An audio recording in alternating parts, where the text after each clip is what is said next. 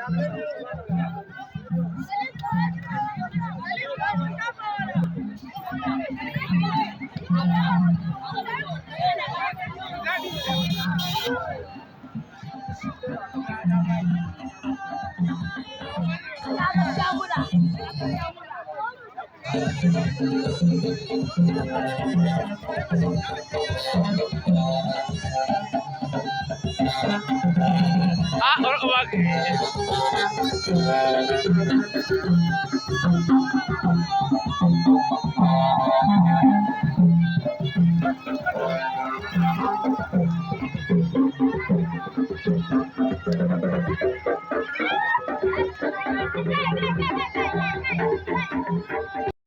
danna subscribe sannan ku danna ƙararrawa domin samun ƙayyadattun shirye-shiryen da zarar mun ɗora.